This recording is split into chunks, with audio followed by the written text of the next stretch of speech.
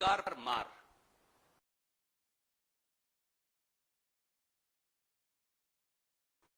नशे की भरमार और देश के भविष्य की सुपारी ले रही मोदी सरकार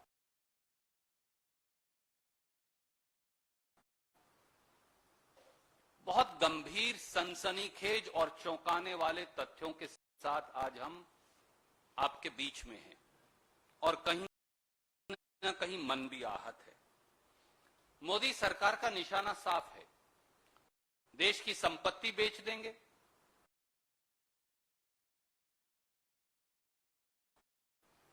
दुकानदारों और छोटे उद्योगों का धंधा चौपट कर देंगे,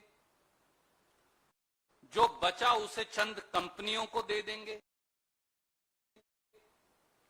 और देश के युवा को नशे की लत में धकेल देंगे।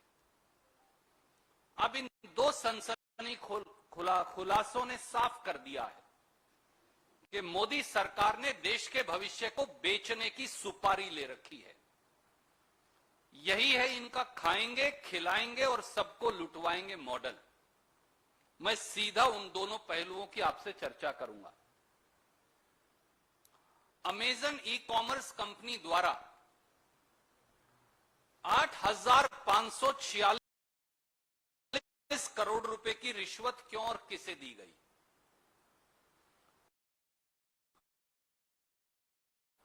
पिछले एक साल में साथियों 14 करोड़ रोजगार खत्म हो गए। दुकानदार, छोटा उद्योग, एमएसएमई, युवा सबका धंधा चौपट है। अब इस सनसनीखेज खुलासे से साफ हो गया है कि करोड़ों दुकानदारों, उद्योगों, एमएसएमईज और युवाओं की नौकरी कौन खा गया। अब चौंकाने वाले तथ्य सामने आए कि विदेशी ई कॉमर्स कंपनी अमेजन ने पिछले 2 साल में भारत में कानूनी फीस के नाम पर 8,546 करोड़ रुपए का भुगतान किया, 8,500 करोड़ का भुगतान किया। देश के कानून मंत्रालय का बजट 1,100 करोड़ रुपया और अमेजन ई कॉमर्स कंपनी ने कानूनी फीस का भुगतान किया 8,546 करोड़ रुपया। अब यह सामने आ गया है कि यह पैसा तथाकथित तौर से रिश्वत के तौर पर दिया गया। सवाल सीधे हैं। पहला सवाल, अमेजन द्वारा 8,546 करोड़ रुपए की रिश्वत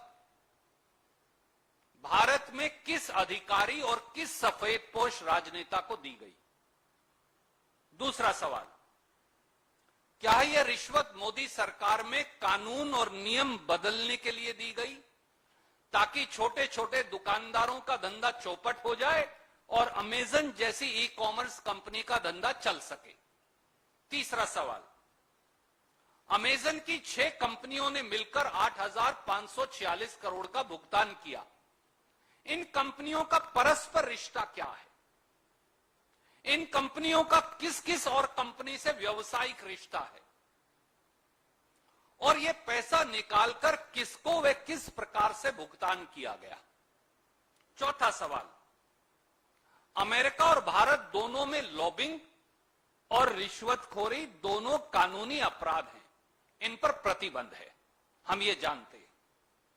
तो फिर मोदी सरकार की नाक के नीचे 8,546 करोड़ रुपए की तथाकथित रिश्वत कैसे दे दी गई? पांचवां सवाल, क्या एक विदेशी ई कॉमर्स कंपनी द्वारा दी जाने वाली